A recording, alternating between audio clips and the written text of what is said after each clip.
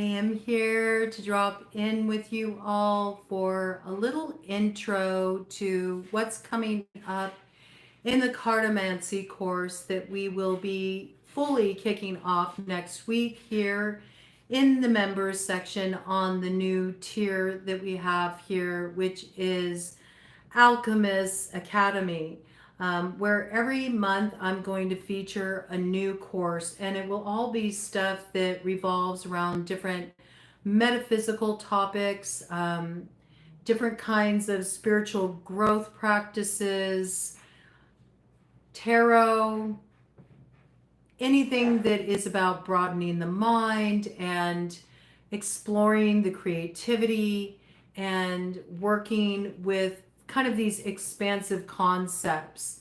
Also, things that can just be entertaining and fun and that tap into some of the arts, some of the occult arts. Okay, so I've really been wanting to do this for a while, and cartomancy is something that I've wanted to bring in a course around for a hot minute, all the way back when I had a course hosting platform. I used to have a website that was a course hosting platform. And let me just make sure I got this live chat off of that top chat, because that always blocks you all from being able to leave comments. I want to make sure you can leave comments. So I wanted to first just talk a little bit about what cartomancy is, because I think that most of the time people are used to seeing different readers on YouTube work with playing cards, and they think that it's just a stand-in for the tarot, for maybe people that can't afford a tarot deck, or are just kind of like working with what they got. I mean, you can certainly do that. There's no reason why you can't. And I actually will show you how to do that as well. I'll show you the different correspondences and so forth when we move through this course with the tarot. So if you wanted to use it like the tarot, you could. But cartomancy is a whole other animal, okay? It is. It's not the same as tarot. Now, yeah, a lot of people don't know that, right? Because you see the readers on YouTube, and often they'll just make comparisons to the tarot. It's a totally separate art, okay? Very different. The ways that it's different is that tarot specifically deals more with probable outcomes, okay? It's more psychologically explorative. It's more based in kind of like almost like a Jungian psychology kind of framework, where you're working with archetypal imagery. And there is the piece in the tarot where you're looking at the major arcana, right? Those are said to be like fate, predestined things that are supposed to happen because they're part of your soul's growth on your path. But when we're looking at the minor arcana, like all of those court cards and all the different suits, we're really looking at a wide range of play there, okay? So nothing's fixed when you're looking at tarot. It's all about the choices you make and how you work with the information you get. That determines how things turn out. And so it's more dealing with like possibilities, okay? When we're looking at cartomancy and working with playing cards, it's different. It's straight up fortune telling, okay? So it deals more with like absolutes, predictive. It's more, actually saying this is what's going to happen. This is what's up. All right. It is a human experience for sure, for real.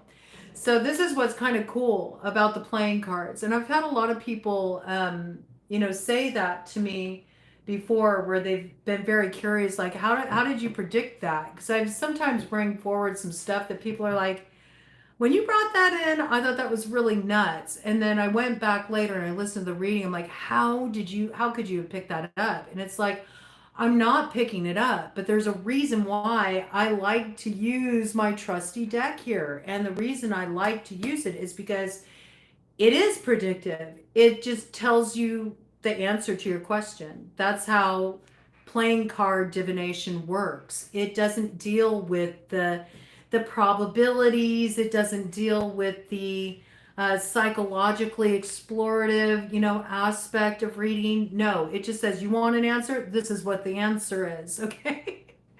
And it does sort of deal with that concept of luck of the draw and synchronicity and, the right card landing at the right time and answer your question. But we already saw, just in what we experienced earlier when I dropped in with you all around the Sacred Rebels, how it happens. It's amazing how things sync up and the perfect card comes out to really highlight what the discussion was around prior, even though there's no way that could have been predicted. So it doesn't seem so odd to me or so out there. This deck that I got is a combination of two decks, and I wanted to tell you all about this in case you wanted to put together a deck like I use, because this was of my creation.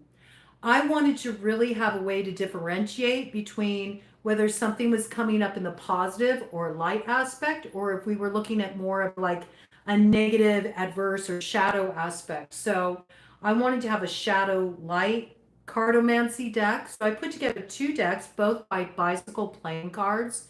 And I'll go ahead and I'll put links to them in the comments later. So if you want to check them out, you can. That's another thing I like about playing cards. They're so cheap. So the shadow deck here is called the hidden cards, okay? It's hidden cards by Bicycle playing cards. They're just regular old playing cards, but they have a little bit different of a take on them.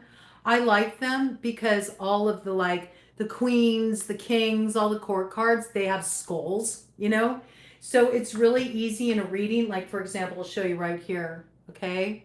This is what the suit cards look like on the hidden deck.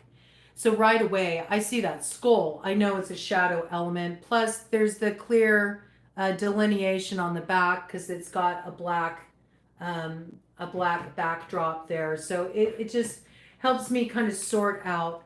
And then the other cards I use are the Archangel cards, and they're also by Bicycle playing cards.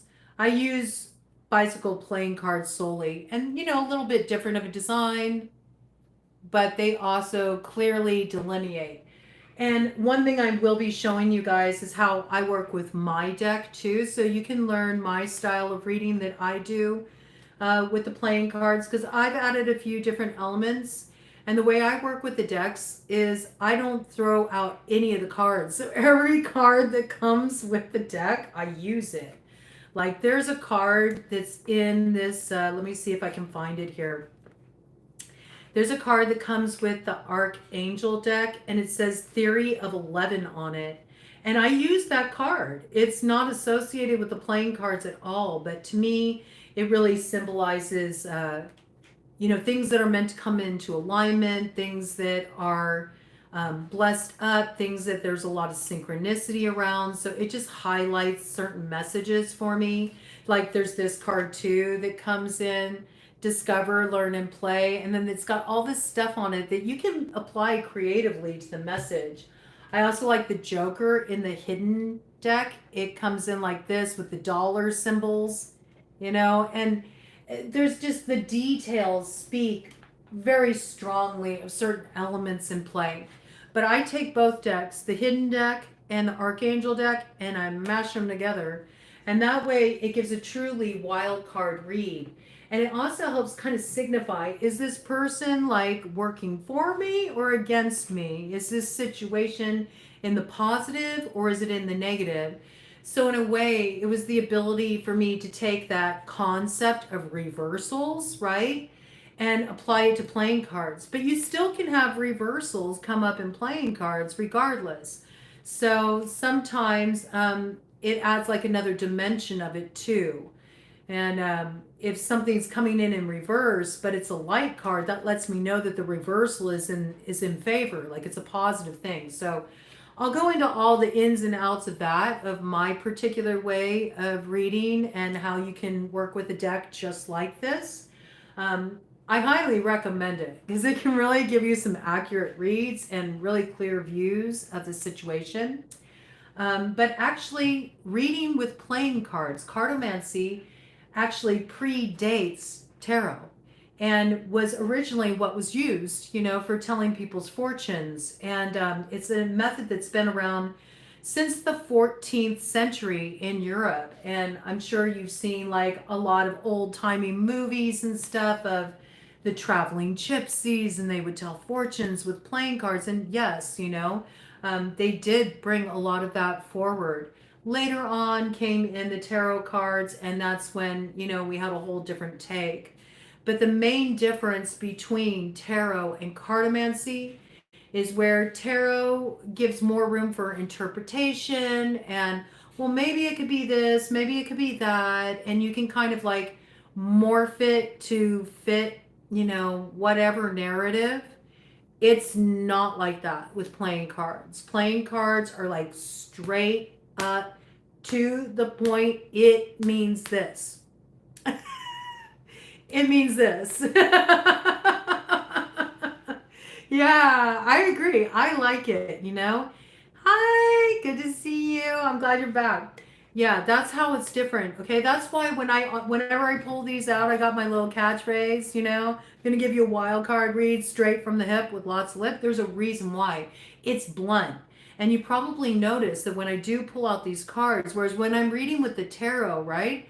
There's times when I can kind of go off, on a little bit of a tangent, or maybe we go more exploratory with it. But whenever I pull out these cards, right?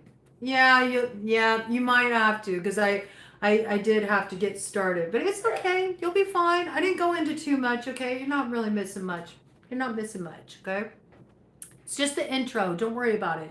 This is just to get you prepared for diving in next week, because I want you to be prepared and have everything you need to make the most of the course, because we're really going to like drop in deep with each other when we do these sessions.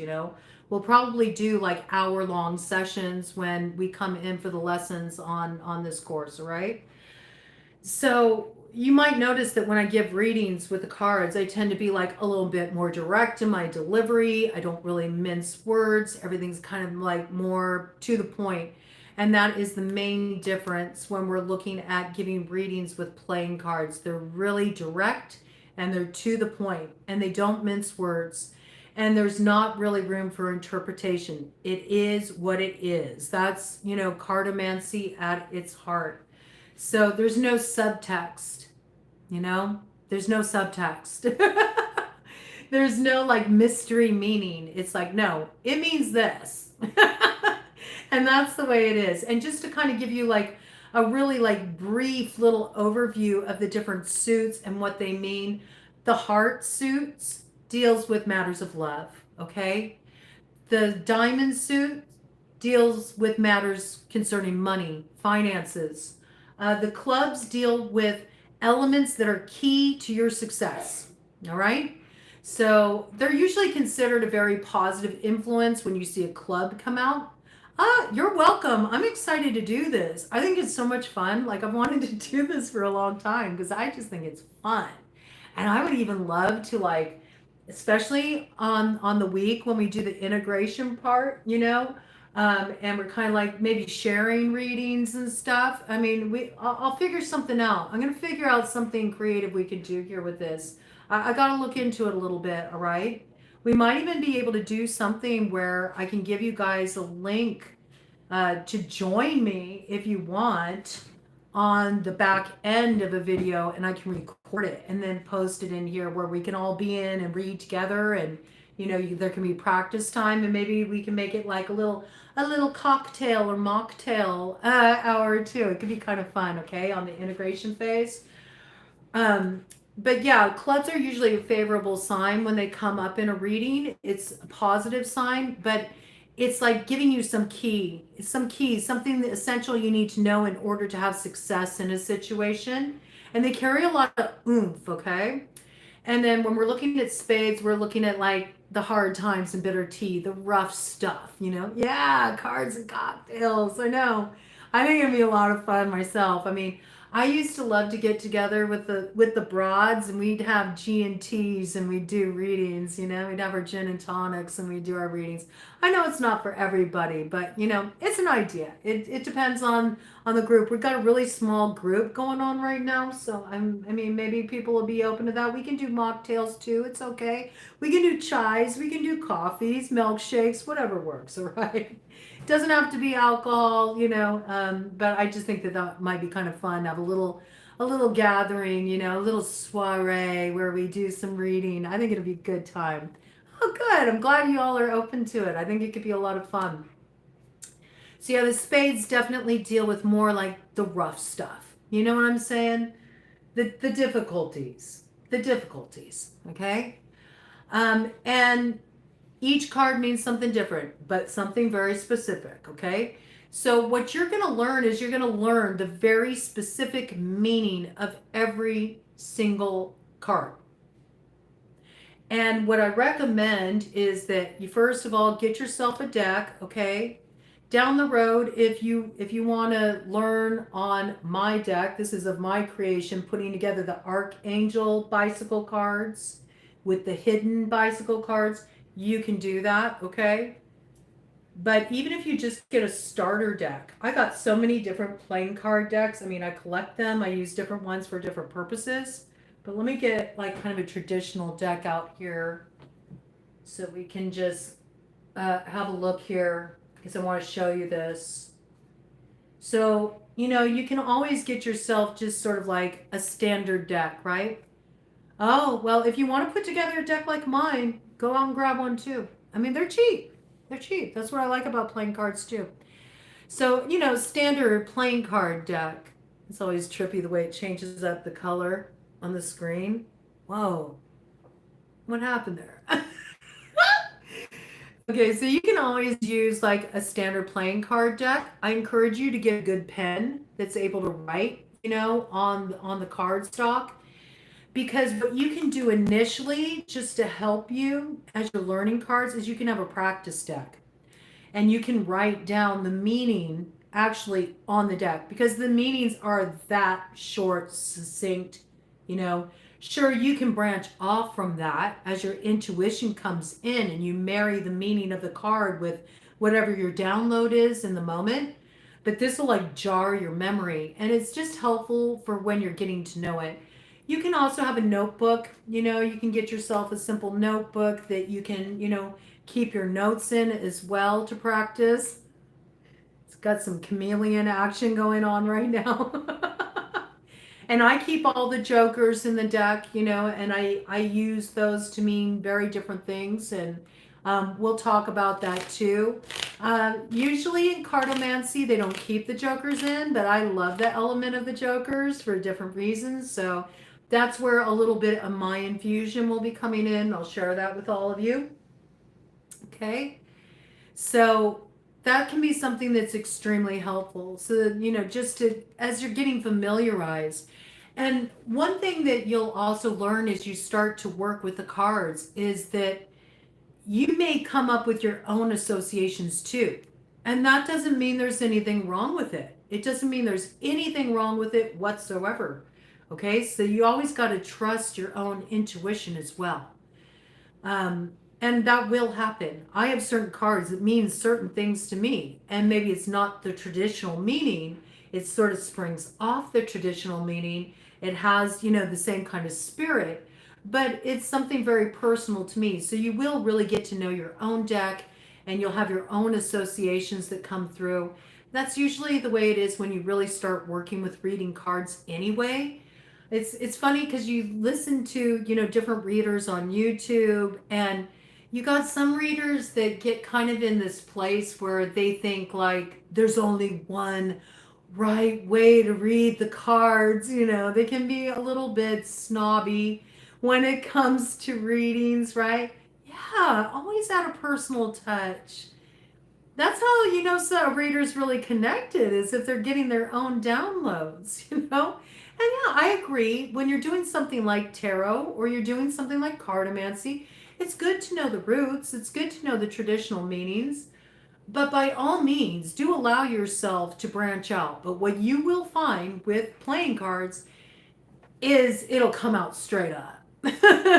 It is a style of divination for a broad, okay? Somebody who pulls no punches, is a straight shooter, and that's what I really love it. I mean, to me, it's actually something I prefer over the tarot. Now, just as like a little beginning point, if you want to start to familiarize yourself with his associations with tarot, the ways that it's different from tarot, okay, is that you don't have major arcana with playing cards. You don't. Quite literally, you're not playing with a full deck. You're not playing with 78 cards. You're playing with 56, and maybe if you choose to, some jokers thrown in the mix. But it can have some associations to the suits if you want to work with it like that. And there's times when I will kind of like mash the meanings together if it fits the read I'm doing and if it fits the download. So, a simple way to look at that, hearts are associated with water sign energy, cups energy, okay? Diamonds are associated with pentacles, right? Earth sign energy. Clubs are associated with fire sign energy and wands in the tarot, all right? And then you have spades, which represent swords in the tarot, and air sign energy. So you can work with it that way, and sometimes it can actually enhance the meaning of a card if you infuse a little of that in. But that might be a good place to sort of like begin this week, just over this weekend until we dive into the first official lesson where we really start getting into it. But we're going to learn all kinds of stuff. We're going to learn about combinations, how to read cards that fall next to certain other cards. Because naturally, if you just look at, a positive love card, a heart card that comes through that has a positive meaning, well, it may land next to a spade, right? And that's going to totally change the meaning. You kind of have to like build a storyline. You have to think of the cards, each individual card is just a particular element coming through, but it's not the whole picture. And that's where your own intuition fills the gaps. And I'll say with that, that the more that you can just be really open to exploring and like feeling it out and playing with it and not worrying about if it's right or wrong, bringing in creativity, the better off your reads are going to be. And you'll be surprised at how accurate they can be and how much resonance others will find with them too. My end goal is with this course, okay, is that by the end of it, if you're somebody who has always thought, like, I'd really like to do readings, maybe as a side gig, a side hustle, or maybe you've even considered, like, it'd be really cool to start my own reading channel, you'll be able to. Okay, so I'll share a little bit about that too with you. And I'll touch on that for those of you who are interested in that, because I recognize some people may be. I'll talk to you about kind of like the challenges you face being a reader on YouTube and some things you should be aware of and prepared for. And we'll get into all of that too. And of course, when I'm doing the lives with you each week, you'll also have an opportunity to bring in any questions you have. Anything you want to bring in, it's all open, okay? And I think it'll be a lot of fun. You'll get a lot out of it. And this is kind of just what I wanted to touch on tonight, mainly just so you could get prepared. And if you're interested in going through the course, you can grab what you need for it. So as long as you got a pen that can write on your cards, or you got a notebook if you prefer to keep your notes in a notebook, that's great. I think it's great to have a practice deck, when you're just getting started is excellent. And I may even create a practice deck because I got so many decks just so I can share it with you in that way. And then once we kind of learn all the different meanings, we'll pull out the big guns and I'll teach you how to put together a deck like this, how to work with this, and I'll teach you my own method with that. And we'll get into a little bit of the business angle with it too, if you are interested in pursuing it as like a side hustle. And you can do quite well, you really can, right? But I think that I think it's something that'll be fun for all of us. And even if it's just something you choose to explore for yourself as a little pastime, something for fun, I think you'll get a lot out of it. I can guarantee that you'll walk away from the course knowing how to read cards and really trusting your intuition a lot more and feeling a lot of confidence in giving a reading, even if you just choose to share it with friends and families. So just wanted to bring that in for you. And once again, I'll put the links to these cards, okay, in the comments after I get done running through the lives tonight, which I think I probably should head off to now. But before I do that, I just wanted to ask if either of you had any questions about this, since I got two of you here right now. And I can always take in questions from those who catch this later as well. I'll just give you a minute or two here. I'll put these away.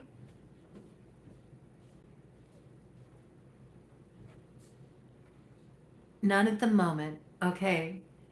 All right. Well, wonderful. So I'm excited to drop in with you all around that next week.